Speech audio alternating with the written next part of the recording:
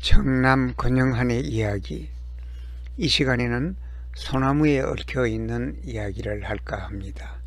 그 중에서도 속리산에 있는 정이품 송에 대한 전설 이야기를 전할까 합니다.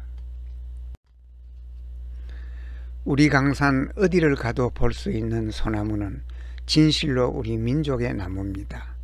꽃도 예쁜 것이 아니고 용재로서도 그리 쓸모있는 나무가 아니지만 그래도 우리들에게 지극한 사랑을 받는 이유는 아마도 그 수려한 자태 때문이라고 생각합니다. 우리는 소나무와 같이 이 땅에 뿌리박고 진화해 왔습니다. 산에 소나무가 있으면 마음이 느긋하고 저절로 행복해지는 것은 소나무와의 인연이 너무나 깊이 때문이라고 생각을 합니다. 그런 소나무 가운데서 오늘은 정이품 벼슬을 한 속리산의 소나무에 관한 전설 이야기를 할까 합니다. 어느 날 바쁜 정사에서 잠시 벗어난 세종대왕은 속리산을 찾아갔습니다. 그런데 조금 전까지만 해도 맑던 하늘이 갑자기 흐려지더니 마침내 장대 같은 빗줄기가 쏟아지기 시작했습니다.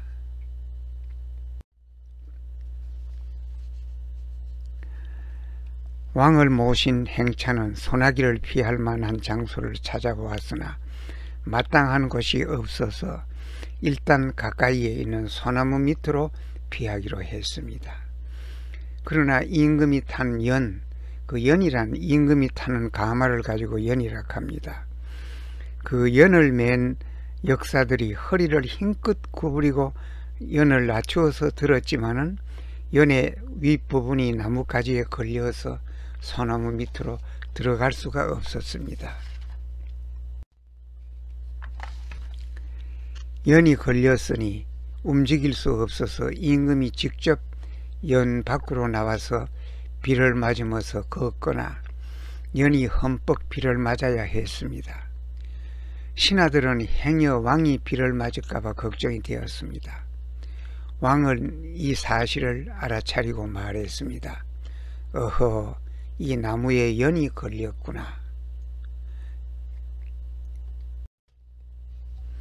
왕이 소나무를 바라보고 말하자 신기롭게도 소나무의 가지가 하늘로 번쩍 들려서 연이 소나무 밑으로 완전히 잘 들어가게 되었습니다. 왕과 신하들이 비를 한 바울 맞지 않을 만큼 소나무는 웅장하게 날개를 펴고 있었습니다. 이윽고 한여름의 장대 같은 소나비는 그쳤습니다.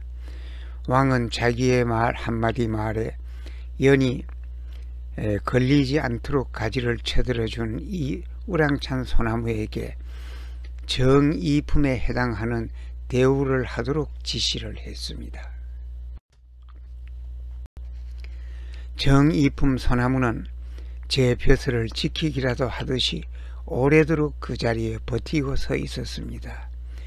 그런데 이 소나무 밑에 속리산 법주사로 가는 아스팔트 도로가 생기고 차량 통행이 빈번해지자 소나무는 시름시름 병들기 시작하였는데 많은 식물학자들이 이 나무를 살리라고 노력했지만은 여의치 않았는 것으로 생각을 합니다. 그러나 지금 이 소나무의 지금 그 자리에는 그 정이품 소나무의 솔씨에서 재배한 아들 소나무를 그 자리에 심어서 자라고 있는 것으로 알고 있습니다. 그리고 정이품 솔의 그 소나무 사진을 내가 구했지만은 어디에 있는지 아무리 찾아도 찾을 수가 없어서 여기에 게재하지 못하는 것을 유감으로 생각합니다. 이 시간에는 정이품 솔에 관한 전설 이야기를 하였습니다. 경청해 주셔서 감사합니다.